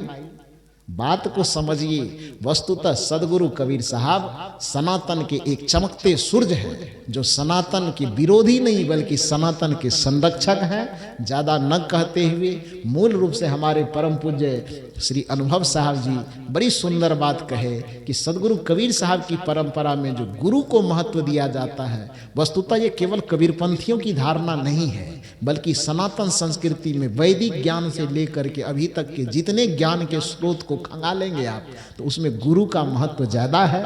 इसलिए जो गुरु ज्ञान से जुड़ा हुआ ग्रंथ है उसको हम उपनिषद ग्रंथ कहते हैं। और उपनिषद का अर्थ ही होता उप मन समीप और निषद मन बैठना, अर्थात गुरु के समीप बैठ करके जिस ज्ञान को सीखा जा सके उसको उपनिषद ज्ञान कहते हैं। और कबीर साहब जो ज्ञान आपको दे रहे हैं वो वेद के 3 हिस्से का ज्ञान नहीं है। कबीर साहब का ज्ञान वेद के 3 हिस्से का ज्ञान नहीं है। कौन कौन हिस्से? संहिता भाग, ब्राह्मण भाग और अननक भाग से कबीर साहब को कुछ लेना देना नहीं है। कबीर साहब के दर्शन और चिंतन को लेना देना है किस ज्ञान से? वेद के चौथे भाग से। वेद का चौथा भाग वेदांत कहलाता है, उपनिषद का सार वेदांत कहलाता है। जिस गीता की बात वो कर रहे वह भी उपनिषद का ही एक हिस्सा है, वह भी वेदांत का ही एक हिस्सा है। तो कबीर के दर्शन को तब तक आप नहीं समझेंगे जब तक आप वेदांत की भाषा नहीं समझेंगे। कबीर के ज्ञान को तब तक आप नहीं समझेंगे जब तक आप उपनिषद से अवगत नहीं होंगे। इसलिए कबीर साहब का जो ज्ञान है वो वेद और वैदिक संस्कृति से अलग नहीं है, बल्कि वेद और वैदिक संस्कृति का समर्थन करते हुए कबीर साहब के जो आत्म अनुभव से जो बातें निकली वही आप तक हम तक पहुंचाई गई है। लेकिन धर्म के नाम पर धंधा करने वाले कुछ लोग कबीर के नाम से इतने अफवाह फैलाए, इतना अनर्गल प्रलाप किया कि आम जनता के दिमाग में ये बात बैठ गई कि कबीर साहब कुछो नहीं देवी माने छे, न देवता मानता है, न भगवान मानता है, न भगवती मानता है, न पूजा मानता है, न पाठ मानता है। ये गलत धारणा है, ये गलत अफवाह है। वस्तुतः कबीर साहब सब चीज को मानते हैं, लेकिन किसी चीज को मानने से पहले वो जानने की सलाह जरूर देते हैं कि मानो सब कुछ, लेकिन पहले उसकी वास्तविकता को जान लो, और वास्तविकता जानने के बाद यदि उचित लगे तो मान लो, और उचित नहीं लगे तो छोड़ दो। कबीर साहब का जो दार्शनिक पंक्ति है वह यही पंक्ति है कि साधु ऐसा चाहिए जैसा सूप सुभाए, सार सार को गही रहे, अथोथा दे उड़ाए। जहां से अच्छी बात मिले, सार बात मिले, ज्ञान की बात मिले, उचित बात मिले, उसको ग्रहण कर लो, और जहां पर गलत बात मिले, अनुचित बात मिले, अनीतिपूर्वक बात मिले, उन बातों को क्या करो? छोड़ दो। यही तो कबीर साहब करना चाहते हैं। तो सनातन संस्कृति का सबसे अद्भुत ज्ञान, अद्भुत तथ्य यह है कि सनातन संस्कृति भगवान की पूजा बाद में करने के लिए बताते हैं, पहले वह गुरु की पूजा करने के लिए बताते हैं। क्योंकि उनकी भी मान्यता है कि सगुण रूप में तीन देव ही मुख्य रूप है, मातृदेवो भवः, पितृदेवो भवः और आचार्य देवो भवः। चौथा में अतिथि देवो भवः। राम जी ने यही बताया, प्रात काल उठ के रघुनाथा, मात पिता गुरु ना वही माथा। यही ज्ञान हम सदगुरु कबीर साहब के परंपरा वाले भी देते हैं। भूल कर कुसंग में जाया न कीजिए, अश्लील ग्रंथ गाना, अश्लील ग्रंथ गाना गाया न कीजिए, भूल कर कुसंग में जाया न कीजिए। ये बड़ा प्रचलित भजन है। इस भजन की एक कड़ी आती है, जिनसे जन्म मिला फिर सद्ज्ञान जो दिए। ध्यान दीजिए पंक्ति पर, जिनसे जन्म मिला, तो किनसे जन्म मिला? माता से और पिता से। जिनसे जन्म मिला फिर सद्ज्ञान जो दिए। सद्ज्ञान कौन दिए? गुरु। तो माता पिता से जन्म मिला, और सद्ज्ञान और सद्भक्ति की युक्ति किससे मिली? गुरु से मिली। तीन का नाम आया ना।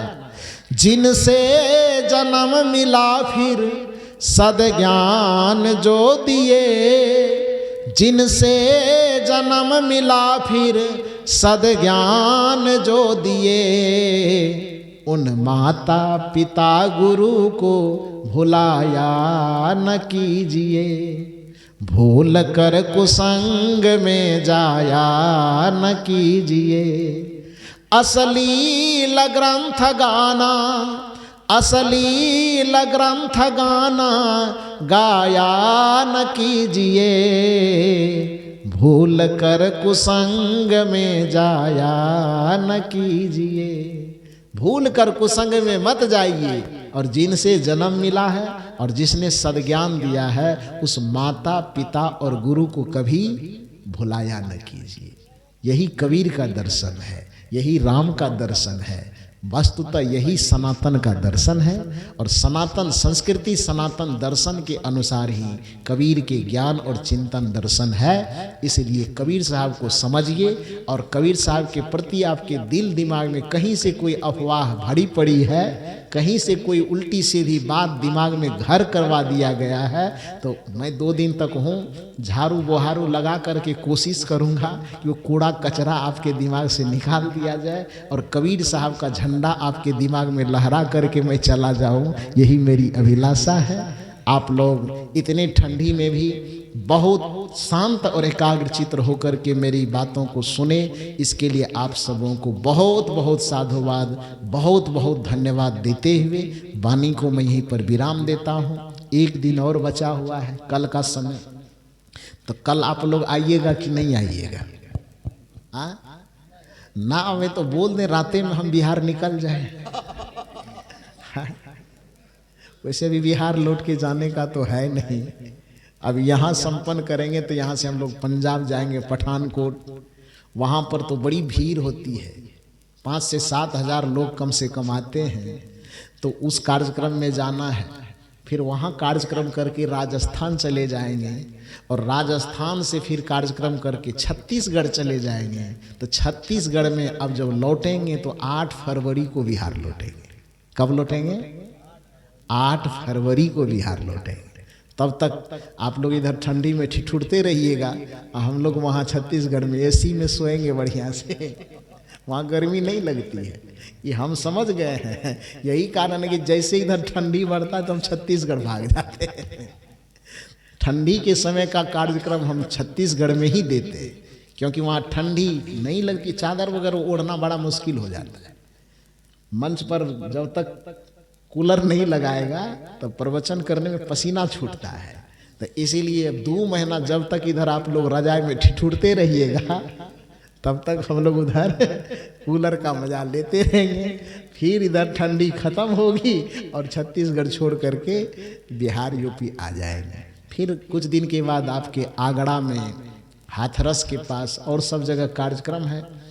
365 दिन का जो वर्ष होता है उसमें हम लोगों का जीवन इतना व्यस्त होता है कि लगभग 300 सवा 300 दिन तक पूरे देश में घूम घूम करके कार्यक्रम होते रहता है।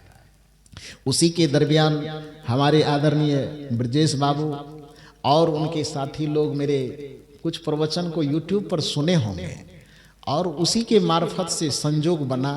ये तो बता रहे थे कि उनका सुनते थे। ये बड़े प्रिंसिपल आदमी है। जैसे सब विद्यार्थी में से प्रिंसिपल चुनाव करता है ना कि इसको फर्स्ट डिवीजन दे, सेकेंड दे, थर्ड दे, तो उसी तरह से प्रवचन करने वाले जितने विद्यार्थी थे उसमें से मेरा सिलेक्शन फर्स्ट डिवीजन में किया इन्होंने। तो उसके बाद कार्यक्रम आपके बीच में तो उसके बाद आप लोगों के बीच में मुझे बुलाया। तो पहले तो मैंने कहा कि इस धरती पर आने के लिए मैं कितने दिन से सपना देख रहा था, 20 साल से लगभग गुजरना होता था, लेकिन आने का मौका नहीं लगता था। आप लोगों को इसलिए भी मैं साधुवाद दूंगा क्योंकि जिस धरती पर आने के लिए मैं 20 वर्ष से सपना देख रहा था, उस धरती पर आपने आने का मौका दिया। इसके लिए आपको बहुत बहुत साधुवाद देता हूँ। और कल पुनः आइए और एक नई विषय, एक नई चर्चा लेकर के हम लोग फिर बैठेंगे और खुले दिमाग से। ना आपको हमें महात्मा मानने की जरूरत है और न आपको हम श्रोता मानते हैं। अरे हम दोनों एक धर्म, एक अध्यात्म के पथ के पथिक हैं। अंतर इतना ही है कि थोड़ा सा हम आगे चल गए हैं और आप पीछे चल रहे हैं। हमारा कर्तव्य है कि हम अपना उंगली पकड़ा करके आपको भी पीछे पीछे लेते चलें। तो हम लोगों में न कोई वक्ता न श्रोता, कुछ नहीं, बस एक परिवार के सदस्य की तरह बैठेंगे और कुछ आध्यात्मिक विषय जो मन में सवाल बन करके कौंध रहा है, उस विषय को सामने में रख करके उस पर एक आध्यात्मिक चर्चा करेंगे। तैयार हैं आप लोग? कल आएंगे ना? हाँ, तो कल दिन में भी फिर जिस तरह से कार्यक्रम की सूचना दी जाएगी, दिन में भी कार्यक्रम होगा, कल रात में भी होगा। इसी तरह से।